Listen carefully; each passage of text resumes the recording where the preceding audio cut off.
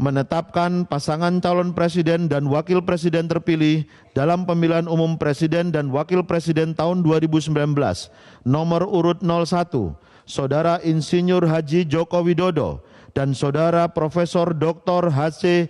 Kiai Haji Ma'ruf Amin.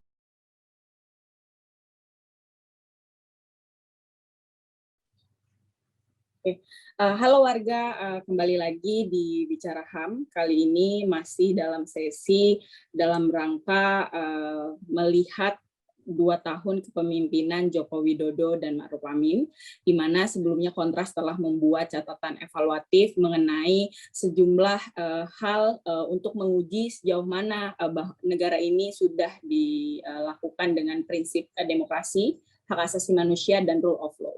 Nah, dari catatan Kontras menemukan beberapa permasalahan yang masih terjadi di tahun kedua periode kepemimpinan Presiden Joko Widodo dan Ma'ruf Amin, di mana akhirnya Kontras memberikan tajuk catatan ini dengan demokrasi perlahan mati di tangan Jokowi.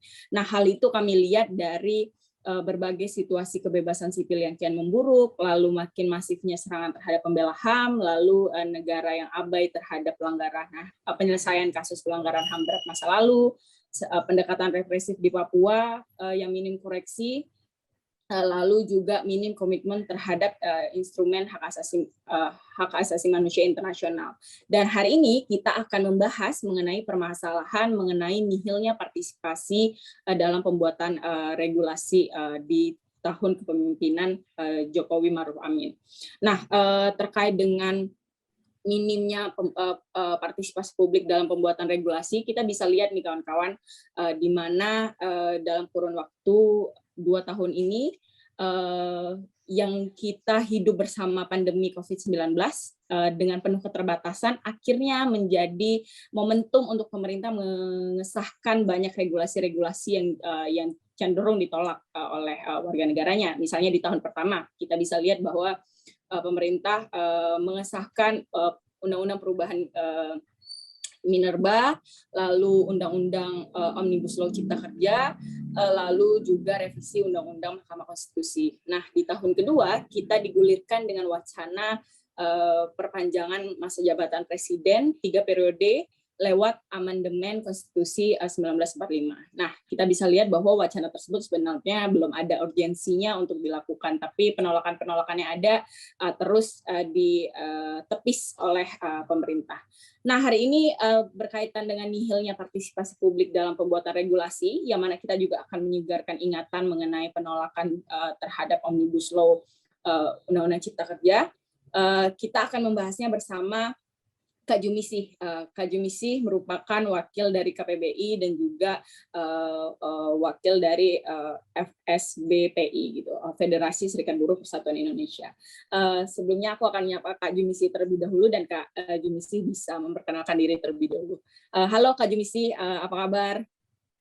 Halo Ayah, selamat malam. Selamat malam. Sehat ya? Ya, sehat Kak Jumisi. Kak Jumisi, kegiatan akhir-akhir ini ngapain aja, Kak?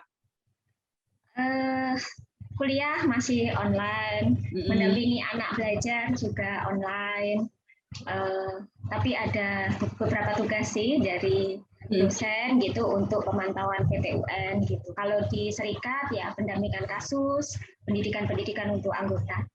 Iya, oke. Kita masih di tahun kedua pandemi, yang mana semuanya masih serba online, jadi masih ada keterbatasan. Oke, sekarang kita akan mulai mungkin bicara HAM kita akan bahas mengenai refleksi bagaimana minim sekali partisipasi publik dalam pembuatan regulasi di kepemimpinan Joko Widodo Ma'ruf Amin. Nah, untuk mengawalinya mungkin saya mau bertanya ke Kak Jumisi, gimana sih refleksi dari Kak Jumisi sendiri terkait dengan pembuatan regulasi di 2 tahun Jokowi Ma'ruf Amin ini, yang mana di tahun pertama kita udah lihat bahwa partisipasi publik dinihilkan gitu. Silakan Kak Jumisi. Ya, kami juga merasa seperti itu ya, Ayas. Jadi memang ruang partisipasi publik ini makin ke sini semakin tertutup. atau sengaja ditutup oleh rejim gitu. Jadi kita sangat merasakan betul kalau di kami di Serikat Buruh gitu ya, yang sangat konsen terhadap isu perburuhan. Salah satunya terakhir di Undang-Undang Cipta Kerja itu juga kami ngerasa bahwa kok tidak dilibatkan gitu, kok sembunyi-sembunyi, kok tiba-tiba heboh gitu, kok mencari peluang-peluang terus. Jadi sebetulnya konsep partisipasi publik yang sebetulnya sudah ada di dalam regulasi di undang-undang itu tidak betul-betul diterapkan oleh pemerintah kita gitu. Jadi yang Ayah sampaikan tadi soal perubahan undang-undang MK, terus juga terakhir malah undang-undang KPK gitu, nah itu sudah bukti yang sangat mencolok gitu ya, bahwa partisipasi publik memang betul dinihilkan seperti hasil risetnya Kontras gitu. Saya sangat bersetuju dengan apa yang menjadi kesimpulan di risetnya Kontras, bahwa demokrasi di era Jokowi ini ternyata makin kesini makin sempit luar biasa. Dan saya pikir ini bukan cuma untuk gerakan buruh ya, di gerakan mahasiswa, gerakan pemuda, gerakan perempuan juga merasa partisipasi kelompok masyarakat sipil itu semakin sempit gitu, dan banyak represi dan intimidasi kepada kawan-kawan gerakan. Itu sih, Ayas. Ya, oke, Kak Jimisi, terima kasih. Itu tadi penting untuk digarisbawahi ya, bahwa penolakan-penolakan yang ada bukan hanya berdampak pada kawan-kawan buruh atau serikat buruh saja, tetapi ke semua elemen masyarakat. Nah, kita kembali menyegarkan ingatan, salah satu yang sangat menihilkan partisipasi publik adalah Undang-Undang Cipta Kerja atau Omnibus Law Cipta Kerja, yang mana waktu itu gelombang penolakannya sangat besar, dan tapi kita dibalas dengan tindakan represif oleh aparat. Nah, untuk kembali menyegarkan ingatan publik, Kak, bisa nggak Kak Jumisi mungkin elaborasi lagi nih, sebenarnya apa sih yang jadi problematika ataupun menimbulkan satu penolakan yang sangat besar terhadap Undang-Undang Cipta Kerja selain minimnya partisipasi publik dalam pembuatan undang-undangnya sendiri?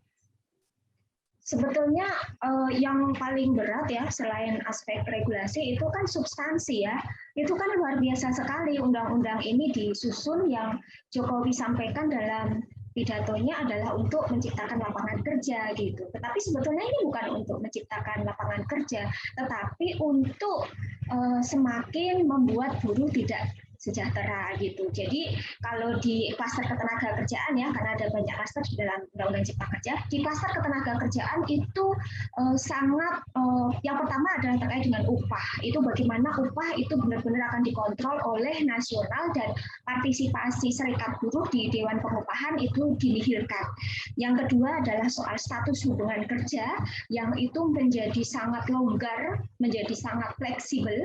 Yang ketiga adalah soal PHK yang dipermudah, pesangon yang diturunkan serendah-rendahnya gitu, dengan iming-iming nanti ada jaminan kehilangan pekerjaan.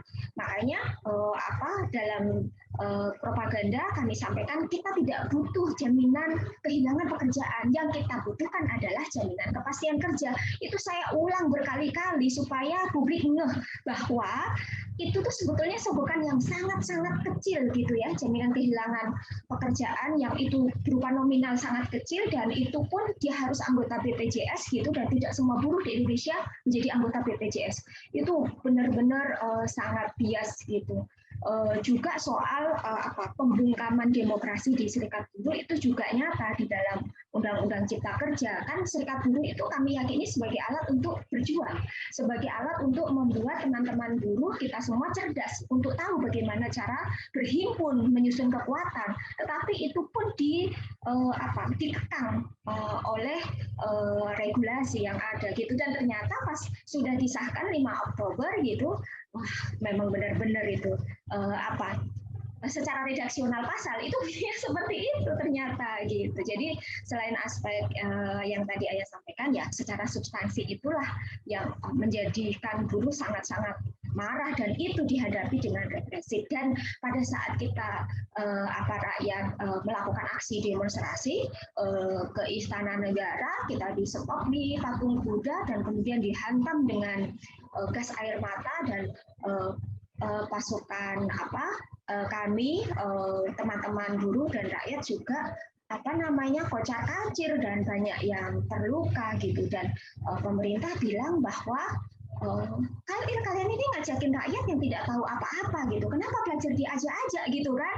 Nah, padahal pelajar itu juga bagian dari gerakan yang memang terlibat dalam konsolidasi, mereka itu membuka loh, jadi mereka terlibat dalam aksi demonstrasi karena mereka tahu bahwa masa depannya nanti dengan adanya Undang-Undang Cipta Kerja itu nggak akan terjamin sama sekali kalau Undang-Undang Cipta Kerja itu disahkan. Jadi mereka datang itu dengan kesadaran full, bukan ikut-ikutan. Jadi itu opini publik yang dibangun oleh pihak pemerintah gitu. Sama pihak DPR itu pun sampai mengeluarkan selebaran gitu pada saat perjalanan kami melakukan aksi demonstrasi ke istana. Selebaran itu disebarkan di kawasan-kawasan industri dan di jalan-jalan dalam perjalanan kita menuju ke Istana Negara. Dan bunyi dari selebaran yang dikeluarkan oleh kepolisian gitu dan itu adalah apa yang disampaikan oleh DPR, bahwa Undang-Undang Cipta Kerja itu nanti akan menciptakan lapangan kerja, bahwa akan ada 7 juta angka pengangguran itu terserap, dan itu adalah janji yang terus diulang-ulang dari zamannya PP 78 tahun 2015, PP tentang pengupahan. Oh itu gila, kita betul-betul tarung propaganda gitu, Ayas. Iya benar banget Kak, banyak banget propaganda ataupun wacana tandingan yang dinaikkan saat penolakan itu terjadi gitu. Misalnya kayak itu tadi, misal pelajar ngapain ikutan padahal mereka belum kerja dan sebagainya, padahal itu masa depan mereka yang sedang diatur atau dikonstruksikan di sana gitu. Nah, selain itu juga Omnibus Law ini nggak hanya berdampak pada buruh saja sebenarnya Kak, ada juga berkaitan dengan lingkungan dan lain sebagainya, lalu perempuan khususnya banyak sekali, dan teman-teman di gerakan sudah banyak mengkaji terkait hal tersebut gitu. Nah, dalam pembahasannya nih Kak, sebenarnya dalam pembahasan Undang-Undang Cipta Kerja sendiri, DPR mengatakan atau mengklaim telah mengundang beberapa perwakilan dari kelompok buruh. Nah, itu tuh benar nggak sih Kak, ada perwakilan kelompok buruh yang diundang dan membahas substansi ataupun meminta masukan dari kelompok buruh terkait adanya keberadaan Undang-Undang Cipta Kerja itu sendiri? Kalau ada undangan, iya gitu ya. Betul ada undangan, tetapi itu bukan untuk duduk bareng membahas menerima masukan, tetapi malah dijadikan ajang untuk legitimasi. Jadi sebetulnya serikat buruh datang itu tuh disosialisasi gitu. Jadi kalau di Kementerian Tenaga Kerja ya, itu pihak Kementerian Tenaga Kerja itu bersosialisasi, mensosialisasikan bahwa klaster ketenagakerjaan nanti begini. Nah, pada saat teman-teman serikat ngasih masukan gitu, itu malah dianggap tidak menyetujui apa yang dirancang oleh pemerintah yang katanya untuk kesejahteraan publik. Makanya pada saat Satgas dibentuk gitu ya, kan Satgas ada beberapa Satgas yang kemudian diubah gitu ya, bahwa ada serikat buruh loh, nama-namanya tercantum nih, nama pimpinannya, nama organisasi atau lembaganya gitu. Dan sebetulnya itu asal ditulis kalau menurut saya, karena sebetulnya itu tidak melalui komunikasi yang intensif. Makanya kemudian di kementerian ada yang walk out gitu dari ruangan, terus kemudian juga dalam propaganda berikutnya disampaikan oleh teman-teman di pimpinan serikat buruh juga melakukan penolakan. Jadi sebetulnya memang ada yang tersisa, beberapa kawan dari serikat buruh, misalnya SPSI-nya Yoris ya, yang itu terlibat, dan kemarin Yoris juga ternyata menjadi saksi di persidangan di MK gitu, dan itu sangat kita sayangkan, dan teman-teman serikat buruh betapa marah betul gitu pada saat Yoris melakukan kesaksian karena menyerang buruh sendiri itu yang pertama. Nah, poin yang kedua yang ingin aku sampaikan adalah bahwa pemerintah itu gitu ya hanya ingin ada legitimasi, menurut saya begitu, karena yang diundang itu adalah yang potensial mendukung gitu. Jadi tidak memperhatikan banyak teman-teman dari serikat-serikat buruh yang melakukan penolakan. Yang penting ada yang mendukung, dan itu sangat tidak aspiratif. sangat tidak partisipatif. Tidak mungkin jutaan buruh di Indonesia itu diwakili oleh sebagian kecil pimpinan serikat buruh, itu jelas-jelas tidak aspiratif. Jadi pemerintah itu hanya ingin legitimasi, yang penting ada serikat buruh, berarti yang penting ada dialog, berarti ada aspek pelibatan publik gitu. Jadi hanya ingin dapat legitimasi itu, dan itu bahaya sekali ya kalau kita betul-betul mengimani apa makna demokrasi, apa makna partisipatif, itu betul-betul pengingkaran kalau menurut saya gitu. Jadi tidak bisa aspirasi dari jutaan buruh di Indonesia hanya diwakilkan oleh segelintir itu, dan itu sangat disayangkan sekali sih di era Jokowi seperti itu. Ya, jadi penting untuk digarisbawahi ya Kak, bahwa pelibatan publik bukan sebagai alat legitimasi, tapi harus menjadi alat memang partisipasi publik untuk menyuarakan aspirasinya, lalu komunikasi yang dilakukan juga dua arah, nggak hanya satu arah, hanya menggunakan sterilisasi seperti itu gitu. Oke, lalu gini Kak, seringkali pemerintah waktu kemarin penolakan Omnibus Law Cipta Kerja itu menggulirkan wacana bahwa ya kalau nggak setuju sama regulasinya, kalau menolak regulasinya silahkan tempuh jalur pengujian undang-undang ke Mahkamah Konstitusi. Nah, menurut Kak Jumisi itu gimana sih Kak terkait wacana ataupun narasi pemerintah terkait hal tersebut? Nah, ini tidak bagusnya pemerintah. Ini buruknya pemerintah. Jadi pada saat rakyat ingin memberikan argumentasi, mengasih pendapat, mengasih usulan, dipangkas lah. Ya intinya ini usulan kami gitu. Kalau kalian nggak setuju ya sudah, kan ada medianya MK. Jadi silakan aja JR gitu. Itu karakter pemimpin yang tidak mengakomodir kepentingan rakyat. Jadi kalau Undang-Undang Cipta Kerja itu adalah untuk penciptaan lapangan kerja, untuk melindungi sepenuh-penuhnya kemaslahatan rakyat Indonesia, harusnya kan tidak seperti itu, gitu. Jadi kok kemudian kayak anak kecil yang tidak dikasih uang terus kemudian ngambek gitu kan, itu kan baper sekali pemerintah kita gitu.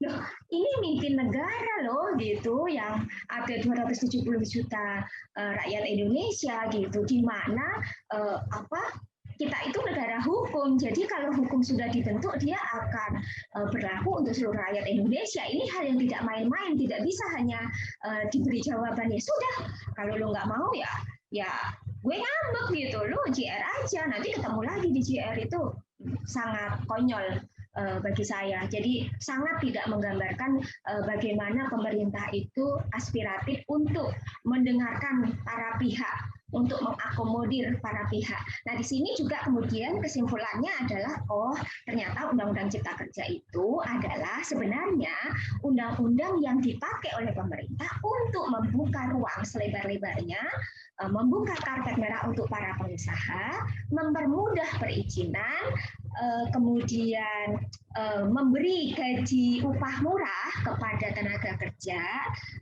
membuat status hubungan kerja yang sangat-sangat fleksibel yang bisa di PHK kapan saja, dan nggak perlu ada batasan mana saja yang bisa di outsourcing gitu, karena semuanya sudah bebas. Saat ini kan begitu, mau tidak mau ya gitu. Jadi ternyata ini itu maunya pemerintah. Sejatinya itu di awal sudah kita baca. Sebetulnya ini adalah karpet merah untuk pengusaha, sekali lagi bukan untuk kesejahteraan rakyat Indonesia. Ya, memang kalau terlihat dari iming-imingnya sangat ini ya Kak, sangat menyegarkan gitu, menciptakan lapangan pekerjaan, tapi ternyata di balik sana hanya untuk kepentingan para pemangku atau pemilik modal gitu sebenarnya. Emang agak manipulatif sih Undang-Undang Cipta Kerja ini yang dibuat gitu. Nah, fenomena lain Kak yang terjadi saat Undang-Undang Cipta Kerja adalah simpang siurnya draft regulasi yang beredar di masyarakat. Mungkin tidak hanya di Undang-Undang Cipta Kerja, tapi di beberapa regulasi juga demikian. Kita nggak tahu draft mana yang sebenarnya dibahas gitu. Yang sebetulnya kita bisa lihat bahwa ini menunjukkan dampak dari pemerintah tidak transparan dan tidak akuntabel dalam menyusun sebuah rancangan kebijakan. Nah, menurut Kak Jumisi, dengan dilemparnya banyak draft, itu tuh bagian dari akal-akalan pemerintah aja nggak sih, biar rakyat terkecoh, nanti akhirnya terjadi perang di dalam tanda kutip perang di bawah yang bilang, oh enggak kok draft yang ini ngaturnya ke soal A, yang draft ini ngaturnya soal B gitu. Gimana sih Kak, menurut Kak Jumisi sendiri? Bisa jadi iya ya, bisa jadi iya. Tapi bisa jadi juga karena memang si pembuat undang-undang ini tidak kompeten dalam hal itu. Gitu. Jadi bisa dua kemungkinan itu. Gitu. Memang di awal-awal kami ini sangat ingin tahu NA-nya mana, gitu, naskah akademiknya mana, RUU-nya mana, kan kalau secara alur yang benar adalah NA dulu, baru RUU gitu kan. Tetapi itu pun nggak kami dapatkan. Nah, sekalinya itu muncul gitu, itu beberapa versi. Jadi akhirnya, terus terang ya, kalau kami di Serikat Buruh semua kita bedah versi berapa halaman, versi berapa halaman, versi berapa halaman. Tetapi sebetulnya secara isian tidak jauh berbeda. Semuanya kalau dalam Klaster Ketenagakerjaan ya, itu adalah memberikan karpet merah untuk pengusaha gitu. Jadi soal fleksibilitas tenaga kerja, mudahnya di PHK, pembungkaman serikat buruh, kemudian di awal-awal itu bahkan ada soal pengurangan hak atas buruh perempuan gitu. Tapi setelah ada demonstrasi besar-besaran itu soal komponen hak buruh perempuan itu dimasukkan kembali gitu. Nah itu jadi sangat masif. Nah, sebetulnya kalau DPR mau mengikuti aturan pembentukan perundang-undangan kan nggak seperti itu ya kan. Mulai dari perencanaan, penyusunan, pembahasan itu harus transparan.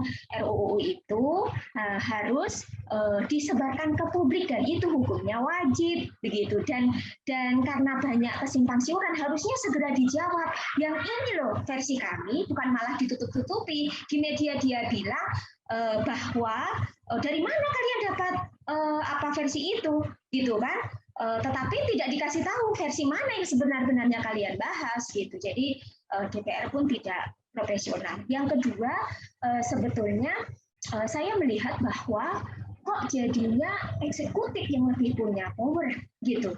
Kan sebetulnya ini kan dua lembaga yang sejajar, eksekutif dan legislatif, tetapi itu tidak ditunjukkan dalam proses pembahasan Undang-Undang Cipta Kerja ini. Jadi mulai dari adanya surpres, terus kemudian pembahasan, sistem kebut, lembur, mengambil masa reses, bersidang di masa pandemi, dan banyak korban juga kan di DPR yang meninggal gitu. Ini untuk apa gitu? Untuk apa? Sementara pada saat kemarin pandemi sedang sangat hebat, yang kami butuhkan sebagai rakyat adalah perlindungan negara terhadap situasi pandemi. Kami ini ya di basis itu sangat-sangat terdampak pandemi karena harus penyesuaian jam kerja, terus pengusaha kemudian banyak mengambil dan memangkas upah buruh, kemudian ada PHK, ada yang dirumahkan, ada yang kemudian BPJS tidak dibayar oleh pengusaha dengan alasan pandemi dan macam-macam. Kami hiruk pikuk di basis. Terus kemudian di DPR sana, di Senayan sana, pembahasan DPR itu luar biasa santer, dan pada saat kami protes melakukan aksi demonstrasi dibilang ini pandemi nggak boleh aksi gitu. Terus kami disuruh tes urin pada saat di Monas. Loh, apa-apaan ini? Kalian sibuk membahas terus tiba-tiba mengesahkan, kami yang rakyat punya hak untuk menyampaikan pendapat di muka umum dibatasi. Jadi negara sedang tidak memperlakukan secara imbang rakyatnya. Saya menyimpulkan seperti itu. Ayas. Ya, baik Kak. Itu tadi penting ya untuk digarisbawahi bahwa bukan hanya teman-teman buruh saja, apa yang disampaikan oleh Kak Jumisi tadi terkait dengan apa yang terjadi di basis, misalnya terdampak pandemi dan lain sebagainya, itu hanya satu gambaran dari fenomena yang berada di akar rumput, bahwa semua orang terdampak dengan pandemi, tapi pemerintah malah sibuk sendiri dengan urusan regulasi yang nggak ada, sebenarnya nggak ada kepentingan publik sama sekali. Nah, pertanyaan terakhir Kak Jumisi, dari 2 tahun periode kepemimpinan Presiden Joko Widodo Ma'ruf Amin yang dalam pembuatan regulasi minim sekali partisipasi publik, apa yang ingin Kak Jumisi sampaikan sebagai perwakilan teman-teman di gerakan ataupun perwakilan sebagai perempuan gitu,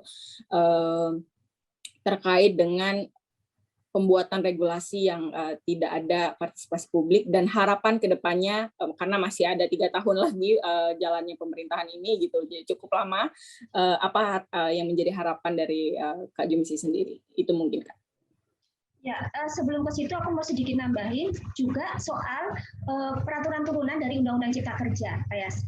Jadi begitu itu diketok palu dan disahkan gitu, itu banyak sekali peraturan turunan dari Undang-Undang Cipta Kerja. Kalau di perburuhan itu langsung cepat ya, mengeluarkan PP 34, 35, 36, 37 gitu. Terus kemudian disambut lagi dengan Menteri Tenaga Kerja mengeluarkan surat edaran, surat keputusan menteri dan seterusnya gitu. Jadi yang kesemuanya itu sebetulnya juga tidak ada aspek partisipatif gitu. Jadi sebetulnya bukan di undang-undang babornya saja, tetapi di turunannya itu juga seperti itu dalam prakteknya. Terus tiba-tiba Menteri Tenaga Kerja mengundang serikat-serikat buruh sosialisasi. Oh, ini ada Kepmen 104. Oh, ini ada sosialisasi ini gitu. Jadi itu pun sebetulnya adalah saya bilang Ibu Menteri Ida Fauzia itu sedang mencari legitimasi gitu, bukan yang sebenarnya ingin menyerap aspirasi gitu, karena sudah jadi gitu, dan hasilnya secara substansi itu sangat merugikan teman-teman buruh gitu. Nah, berikutnya terkait dengan yang menjadi harapan kita ke depan itu adalah bagaimana ruang partisipasi itu betul-betul dibuka kembali. Saya pikir Jokowi masih punya kesempatan untuk membuktikan kepada publik bahwa janji-janji manis yang dikeluarkan pada masa kampanye itu masih terbuka kesempatan selama 3 tahun terakhir ini untuk untuk dipenuhi gitu. Jadi ada janji untuk penuntasan kasus HAM masa lalu gitu.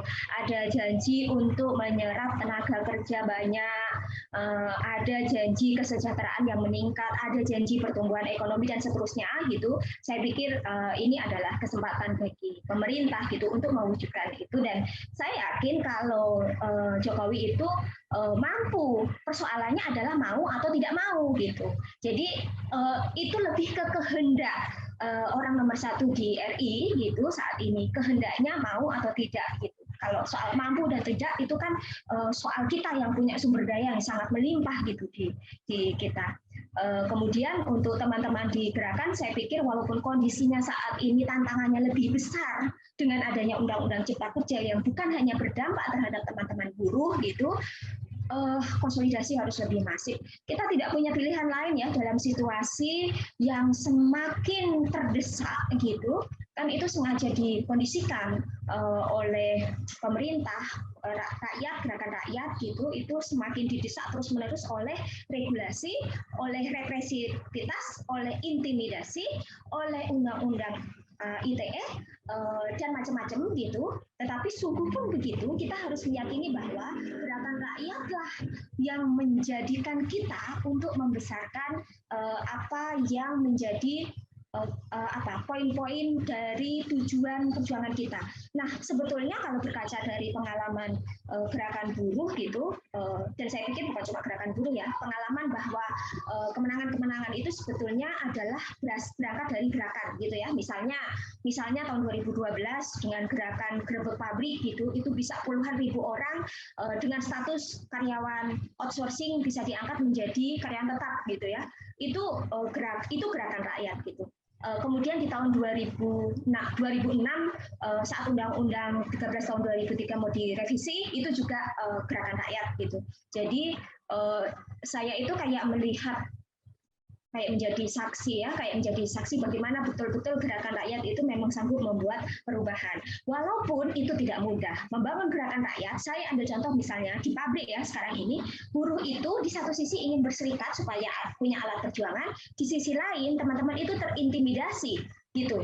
Terintimidasi dengan jam kerja panjang, upah murah, dan arogansi relasi kuasa dari para pemilik modal dan staf-stafnya gitu. Itu tidak mudah. Dan saya pikir itu juga terjadi di gerakan tani, gerakan perempuan, gerakan mahasiswa yang represifnya sangat tinggi gitu.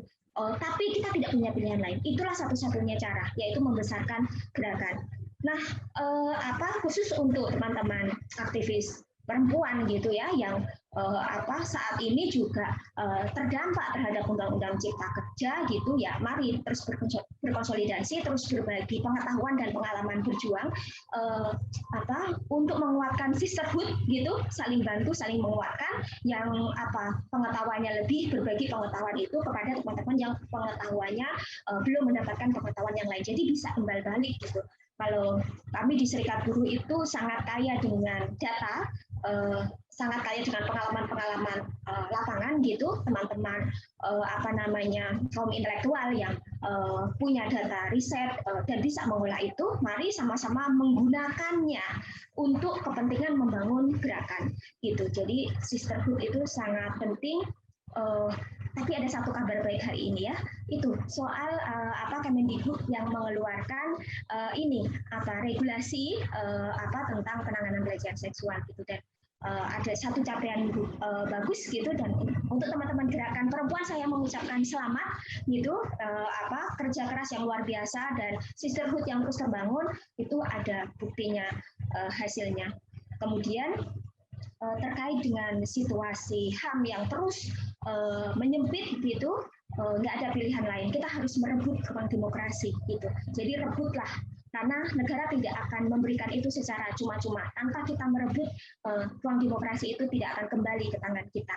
Begitu Ayas, terima kasih ya kesempatannya. Ya, baik. Terima kasih Kak Jumisi. Begitu teman-teman, begitu warga, pembahasan kita mengenai nihilnya partisipasi dalam pembuatan regulasi, di mana tadi Kak Jumisi sudah komprehensif sekali menjabarkan permasalahan-permasalahan yang ada, yang mana permasalahan tersebut merupakan buah dari regulasi yang tidak partisipatif itu tadi.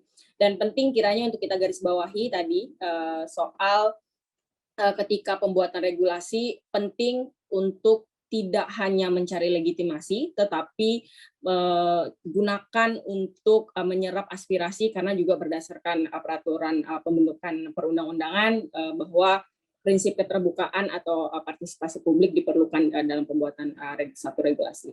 Begitu kawan-kawan, bicara HAM kita kali ini menyoal nihilnya partisipasi publik dalam pembuatan regulasi, yang mana merupakan salah satu bahasan dalam catatan 2 tahun kepemimpinan Jokowi Ma'ruf Amin yang dibuat oleh Kontras. Teman-teman bisa menyaksikan segmen-segmen lainnya mengenai permasalahan-permasalahan yang kami elaborasi di dalam laporan di YouTube-nya Kontras, dan teman-teman bisa mengakses laporan tersebut di dalam website Kontras. Silahkan diakses dan di-download untuk melihat gambaran permasalahan-permasalahan yang masih terjadi hari ini di bawah kepemimpinan Joko Widodo dan Ma'ruf Amin.